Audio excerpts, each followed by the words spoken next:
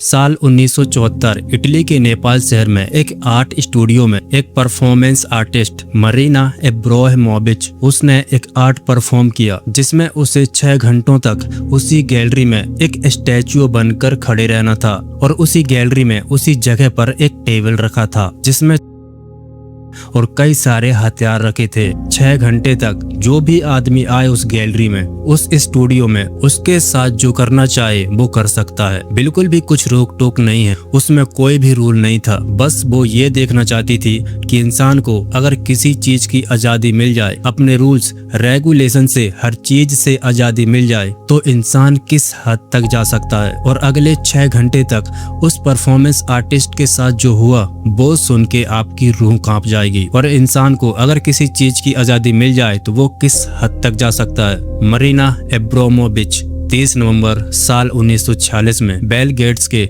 Yugoslavia में उनका जन्म हुआ था। पैसे से वो परफॉर्मेंस आर्टिस्ट थी। उनका मानना था कि उनकी बॉडी उनके लिए एक आर्ट है और अपनी बॉडी का यूज करके वो अलग अलग आर्ट का परफॉर्म कर सकती हैं। उन आर्ट परफॉर्मेंस में वो दर्द को, डर को और अलग अलग इमोशंस को वो अपनी बॉडी के थ्रू जाहिर करती थी, अपनी बॉडी की तरह परफॉर्म करती थी। और 1970 के बाद से उन्होंने इस चीज को कंटिन्यू करना शुरू कर दिया। इस परफॉर्मेंस की उनकी बहुत ही फेमस सीरीज थी, रिदमम सीरीज, और उनमें से ही एक परफॉर्मेंस था रिदमम जीरो। और इस परफॉर्मेंस ने उन्हें ये एहसास दिलाया कि इंसान को अगर आजादी पूरी तरह से मिल जाए तो वो इंसान एक दरिंदे से कम नहीं है। उन्होंने इस सीरीज की शुरुआत की रिदमम 10 से। रिदमम 10 में वो अपने हाथों को जमीन में रखकर अपने हाथों के बीच चाप थी। गलती से उनके हाथों में लग जाता तो उनके हाथों से गलता। इस परफॉर्मेंस का मतलब ये था कि वो दिखाना चाहती थी अपने दर्द को महसूस करना और अपने इमोशन अपनी बॉडी के जरिए लोगों को फील कराना चाहती थी। और उसके बाद उसी परफॉर्मेंस की उनकी दूसरी सीरीज आई रिदमम 5 और इस बार वो चलती हुई कम्युनिटी स्टार के बीच लेट गई। आग के बीच वो लेटी हुई थी। वहां पर ऑक्सीजन की कमी थी, इस वजह से वो बेहोश हो गई थी। और पहली बार उन्हें समझ में आया कि इस चीज में जान का भी खतरा हो सकता है और इस चीज को उन्होंने बहुत ही करीबी से महसूस किया। इसके बाद आया रिदमम 6। इस एक्सपेरिमेंट में उन्होंने 2 अलग अलग साइकेट्रिस्ट से दवाइयां ली जिससे उनका शरीर काम करना बंद कर देता है और दूसरे साइकेट्रिस्ट से दवाइयां ली। इससे सवाल ये उठा, अगर इंसान का शरीर और दिमाग दोनों ही काम करना बंद कर दे तो इंसान का क्या होगा। इन सब एक्सपेरिमेंट का मतलब एक था, इंसान का दर्द, शरीर की सहनशीलता और आर्टिस्ट वर्सेस ऑब्जेक्ट। रिदमम 0 से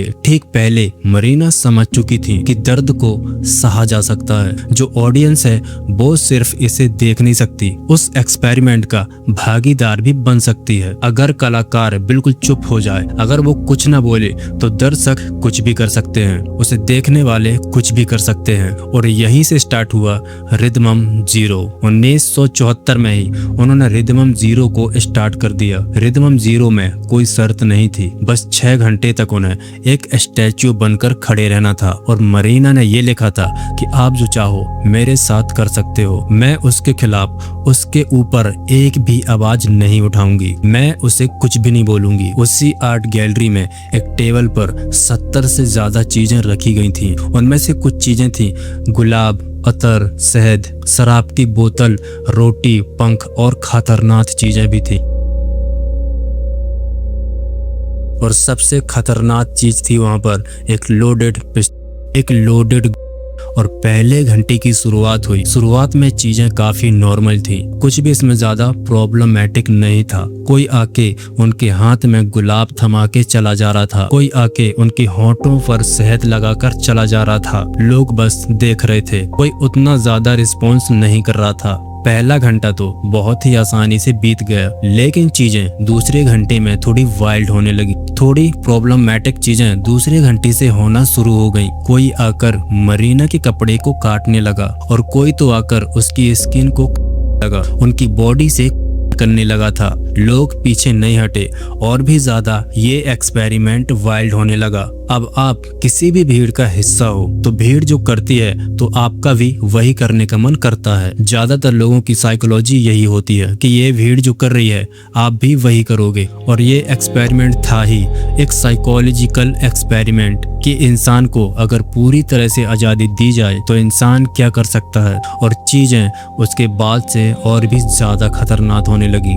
तीसरा और चौथा घंटा उनके लिए बहुत ही मुश्किल था। तीसरे घंटे में लोग आके उनके कपड़े उतारने लगे, शरीर के अलग अलग हिस्सों को से काट गए। किसी ने उनकी गर्दन पर तक लगा दिया, कोई आकर उनके को अपनी जुबान से चाटने लगा। चीजें इतनी हद से ज्यादा वाइल्ड होती जा रही थी, उन्हें इतनी ज्यादा प्रॉब्लम होने लगी थी। लेकिन उसके बाद भी मरीना ने बिल्कुल भी रिस्पॉन्ड नहीं किया था। वो बिल्कुल एक स्टैच्यू की तरह वहां पर खड़ी रही। उन्होंने ना अपने दर्द को जाहिर किया और ना ही किसी का रिस्पॉन्ड किया। अब भीड़ ये समझ गई थी कि इस इंसान के साथ जो भी करोगे, ये इंसान कुछ भी ऑब्जेक्शन नहीं करेगा, कुछ भी नहीं बोलेगा, यानी हम जो इसके साथ करना चाहें वो कर सकते हैं। और 5वां घंटा आने तक चीजें बहुत ही ज्यादा एक्सट्रीम हो गईं। एक इंसान आया, टेबल के ऊपर से एक लोडेड पिस्टल उठाया, मरीना के हाथों में थमा दिया और उसके ही हाथ से उसकी उंगली ट्रिगर पर रखवाई कि अगर वो चाहता तो मरीना को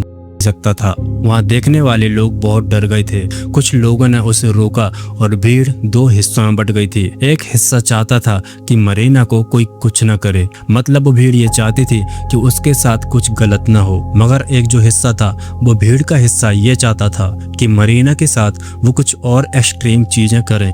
और 6वां घंटा पूरे होते ही ये एक्सपेरिमेंट खत्म हुआ और मरीना अपनी जगह से आगे आई। लोगों की आंखों में आंखें जब उसने डाला तो लोग डर गए थे। कोई भी अपने आप को इस लायक नहीं समझ रहा था कि मरीना की आंखों में आंखें डालकर नजरों से नजर मिला सकें। वो इतने शर्मिंदा थे, लेकिन किसी ने उसका जवाब नहीं दिया। बस वो वहां से चले गए। किसी ने मरीना से अपनी नजर तक नहीं मिलाई, बस वो वहां से चुपचाप भागने लगे। ना किसी ने उस चीज का जवाब दिया कि उसने ये क्यों किया, और ना ही किसी ने मरीना से माफी मांगी। मरीना को इतना ज्यादा कुछ एक्सट्रीम प्रॉब्लम नहीं हुई। बाद में मरीना ने बताया कि अगर इंसान खुद को पूरी तरह से दूसरे के हवाले कर दे, वो अपनी जान भी ले सकता है। ये कोई मूवी की कहानी नहीं थी, ये एक सच्ची घटना थी, ये एक रियलिटी थी जो कि हमने रिदमम 0 से देखा कि अगर इंसान को पूरी आजादी दी जाए तो वो इंसान एक जानवर से कम नहीं है। एंड ये वीडियो आपको कैसा लगा प्लीज कमेंट में जरूर बताना। एंड इस केस के बारे में आपका क्या कहना है, इस बारे में भी कमेंट में जरूर बताना। एंड आप अपना और अपने परिवार का ध्यान रखना। मैं मिलता हूँ आपसे एक न्यू अपलोड में।